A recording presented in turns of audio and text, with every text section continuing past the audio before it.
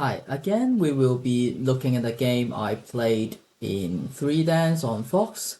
So this game I'm taking the black. This opening is pretty standard. He played this one which is not very common these days. I'm immediately approach. Normally I may play something like this corner enclosure, but I think white may want to play something large like this kind of moves to enlarge his corner. Of course, these two may not be a good move because it still has lots of defects in the corner. For example, I can invade like here in the future, and I can possibly invade here. But I was thinking, okay, if you're not playing for the normal moves, then I'm going to invade immediately. So this was what I played, and then he played this one. So it looks like that he is well prepared for this Joseki because this Joseki was regarded as the most complicated Joseki before AI was invented. This diagonal move for like 10 years before is less played because we thought that this move is slightly losing, but now we know that this move is fine. In the previous days, like 10 years ago, most of the players will go for a very complicated Joseki like this. It goes something like this in the past. And there are lots of different deceiving moves and lots of variation in between. So I did not want to get into this kind of complicated Joseki. So I decided to play the simpler Joseki. I played this one. So this is way more simple. So the basic Joseki will be this one, and then we keep pushing. And then after we push 3 times, we will jump out. So the reason of why we played 3 times, we crawl on the third line for 3 times, because if we are going to crawl 2 times and then we play the jump, then white will be Atari and then Tiger Mouth. And then if we hane here, this double hane will be possible because if we play this Atari and then Atari, he can push and then cut. And in this position, we cannot play this Atari because he will play Atari and then Atari, and then we cannot save the 9 because if we save it, then this ball stone will be dead. So this is the reason why in this position we have to play one more time and then we play the jump. So if he plays the same something like this, if he double hane, then we can play Atari and then Atari, then this Tetsuji is not possible anymore because now we can capture here. Oh, but in the game, after I played the Tiger Mouth, my opponents played the Atari first and then extend. And then I crawl one more time and I prepare to jump. He played this one. It seems that he is not fully aware of how to play this Joseki because this is slightly losing. So the reason is if we are playing the normal Joseki here, in the future, white is not going to play the Atari and then Tiger Mouth. Usually, if white would like to get a Sente, of course in this position, white can Tenuki now. But in some of the games, white can actually play this one. And then after black reply by this, white can now Tenuki as well. So why 7 and 8 this exchange is slightly better for the white. The reason is, in the future if black is playing this one, this connect will become a Sente because the next move play in the Hoshi point will be a double Atari. So 7 makes the double Atari become realistic. And if you are playing the descent to save the Atari, he can play Atari and then block. Then 15 is still a Sente because next move is threatening this captures. So what about if you do not exchange the 7? So what about if you don't exchange here? So for example, if I'm not exchange something here, and then if black is still playing this one, and after she connects, you may think about it's the same because you can Atari and then Atari here as well. But in this point, if you, for example, if you Tenuki now, then Atari and then this one, you can still capture the 8. But in this position, if black is playing the descent, and then we play Atari, and then block, this block is not a Sente, because you did not exchange this one and this one. If you exchange 30 now, then black will be playing this one, or black is going to play this one, instead of playing the Atari on the other side. This will lead to the block becomes a Goten. So this is the reason why we do not want to exchange the Atari, and then we want to play this attachment and then Tenuki. It is prepared for the block in the future. So this is preparing for this block, this Atari and this block. This block become a Sente. So this is the reason why we do not Atari at 13.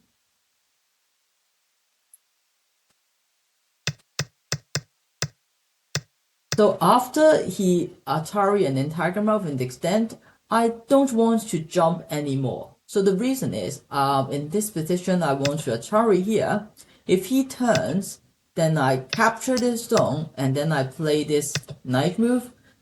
My corner is totally alive, and I have about 13 to 15 points in the corner, and I also play a corner and closer.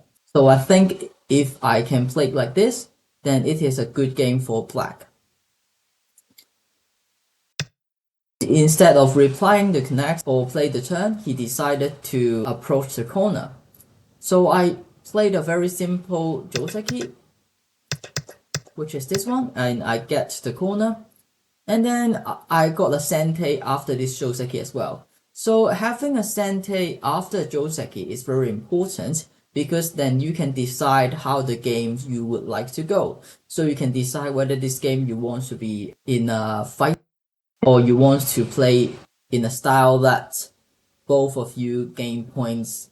So I decided to play this game in a style that both of us will gain points. The reason is because I have already get a lot of points in the beginning of the game, and white doesn't have a lot. The only sure points on the board for white is this small area and a corner. So I decided to and then play this tiger mouth. You may think that this is a little bit small, and I also agree that in this position, maybe for example, this kind of corner enclosure, this kind of invasion, or this kind of corner approach may be more important. But I decided to play this for several reasons. So I play this because I think that this looks like an inference, but after I play the tiger mouth, this inference become a little bit weaker, and then it may become some stones that whites need to take care of in the future. So if he, for example, jump here, then I think this tiger mouth is slightly beneficial. So he decided to Tenuki instead of replying for my tiger mouth. And then after he played this one, because as black I will take as much territory as possible and giving the influence to the white. So I decided to do the same Joseki. I did the same, and then he played the turn. Actually here I thought of playing something like this to destroy all the points of the top side, but I was afraid of something like this one and then double hane. So I think here if I play this Atari and then Atari, then he'll play this Atari and then captures, then my pawn is dead. So here I may have to play this one, and then he may play something like this one or this one. Probably this is better. I would think in this kind of position, this strengthen this restone and this jump and all the territories. White got all these territories and the corner of black is quite small. And in the future, it is possible that future this Atari and captures can be a Sente because this kind of strategy is possible. So I decided to jump to ensure that I have lots of points in the corner, and I am satisfied even if he is playing this turn because I think he is using all his influence to build only like 1, 2, 3, 4, maybe 4, 5, 20 points on the edge. And I have no weakness on the board. All of my stones are very strong, and I don't think that white can get a lot in the center. So after this, I have 1 corner, 2 corner, 3 corners, and I'm looking for the 4th. Play the 3 point to get the corner, and I think white did a very good job here. He did not play something like this one to give me the corner, because in this position I think the influence is not that important, because even you have this influence, it will be pretty easy for black to invade because there's no weak stones of black on the board. So he decided to get the corner, And then after that, I play this one. Actually, I think this one is pretty slow. I don't like this move. I think I should reflect on playing this one. I think this move is a little bit slow. I think in the future, if I see this kind of position, I may play something like this one. Because after the Tiger Mouth, the value of the left should have been decreased significantly, so this kind of hane should not be very huge. So I may play something like this, and then after this kind of push, I play this one. And if he's playing something like this, and I can play this to ensure that the bottom area is mine. So because there's a tiger mouth there, so I should not be afraid that white can get a lot of point on the left. So that's what my reflection, and I think this is pretty slow. And after he play this one, I should also play something like this one. In the game, I was thinking if I play this one, it is possible that this area is huge, and also this attachment would allow white to get a large area here. After I reflect on this game and looking back, I think I did not make a good decision. So I played this one because I thought I'm strong enough here and I have this stone, so if white can get no points here, then all the points on the board for black will win the game because white doesn't have lots of points. So actually we can count a bit. So for this, it is like 15 points because the Joseki told us that it's 15. So here we can count 2, 4, 6, 8, 10, 12, 14, 16, 17, 18. About 18 here. So I have like 30 and then 18 is 48. 48 plus this flowers on the bottom. I have 48 points, and white has like 4 and 6, 8, 10 points, and then 20, 30, 39, something of 39. So if white cannot get enough points on the left-hand side, then black will win the game because did not count any points here for the black, and I did not count any points for this flower. So it is clearly a win game if white does not get lots of points on the left-hand side. So that's why I decided in fade.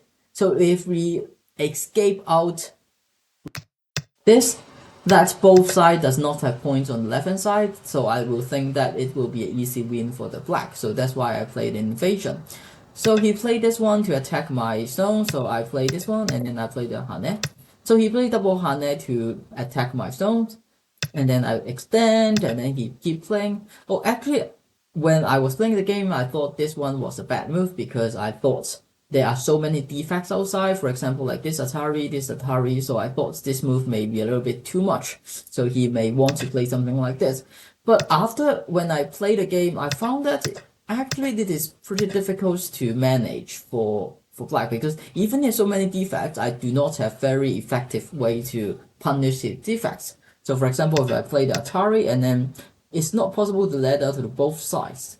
So it becomes pretty awkward position that black will have to make sure that this group is alive. So I think I did not play very well here. So in this position, I decided to play this attachment first because if he play this one, then I can play this one. So I'm threatening the double Atari and captures. So he must play here, and then I go back, and then he connects. So after connects, I play the jump, threatening this extension. So if he, for example, Tenuki, then this extension can kill the 3 stone in the corner. So he decided to defend by playing this diagonal move, also threatening some defects for black. So I decide to play one time.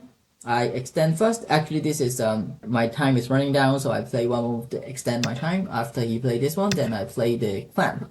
So this clamp is saving the stones and also wants to connect all this stone back because I don't want to waste a move inside. And I'm also threatening the defects outside of the Atari, and then Atari capturing the stone. So like this one, I'm threatening this one as well. So if he's, for example, if he's playing something like this one, I think that's what he played, right? That's what he played. So I can play this one to capture and then go out. So I immediately play this one, and then Atari, if he connects, then this 5 stone is dead, so he decided to connect. And then the captures, he played this one. He played this one, so this group is alive already, because even you can make this group doesn't have 2 eyes here, I can always connect by here. So if you are cutting here, then this will be an easier live shape. So here I decided to push and cut. So this push and cut is not aiming to attack the white stones, but I'm going to make an alive shape in the center of the board. So after I can make an alive shape in the center of the board, then I will have more points than white, because now you can see that the only points on the board for white will be this area, and this little area. But black has so many points on the board, like 15, 30, and then here we have count like 18, but now it may becomes like 20. And then here we may have 8 points, and then here we also have some points here. I may think this is about 8 to 9. So if I can alive shape in the center, that white did not get a very, very large territory in the center, then I think it will be an easy win for black. Played extend, and then I play extend and then jump. So if he's going to play something like push and cut, I will be sacrificing this stone, and then I play this one, and then I will be doing something like this to ensure that he does not have a large area on the top side. So he did not play the push and cut. He played this one to make sure that this stone, the shape is fine, there's no defect. So I play this one. So this is actually aiming for something. If he, for example, Tenuki, this Hane will be a Sente because it's threatening this Atari. If he connects, then in the future, this cut will be very strong. So he decides to defend. And then I play this one. So this one, I think is very important because first of all, this ensures that my shape is okay. There's no push and cut anymore. And I also threatening this kind of jump and this kind of knight move to destroy all the territory on the top side and may attack this group. I think after this kind of exchange here and his defense, I think black is simply won the game because I decide to play this Nobi and then he played the jump and then I play this diagonal move. So this diagonal move normally will be regarded as losing points because you are letting white to have a more solid points on top side. But in this position, I think it's more important to take care of the center. If the center is very strong and 100% alive, white will be losing this game. So I think it's strong enough for the center and black will not die easily. So I decided to get the largest point on the board, which is this one. The only way that white can win the game will be killing the center group. So he decided to play this one, so threatening the diagonal move. So I defended. And then I think here there was some miscalculation for the white. So I think he was thinking that if I play this one, and then he plays a Sari, and then this one, and then this one. Actually, white is still dead. I'm not sure what he has miscalculated, but I decided to play this Hane, and that's the same. It's totally the same. And then he played this one, and then I played this one. So I'm not sure what he was thinking. Here I think he should be miscalculated something. So after this kind of exchange, he understands that he must kill the center group to win this game. So that's why I play this one. And actually, it's not possible to kill the center group first. So I play this one, and after Tiger Mouth, and then this one, the center 3 stone is actually enclosed by all the black stones. So this game will be an easy win for the black. So in this game, I think the most important thing to learn about is the Joseki here. White should not play the Atari and then Tiger Mouth. Instead, white should play extend and then play the normal Joseki. And as well, another mistake of this game would be here. He did not notice that the defects of the outside. He, in this point, should be, for example, defending this kind of defects instead of playing like this one and allowing black to play this kind of move to destroy the center territories. So yeah, that is the end of this review. So thank you for watching.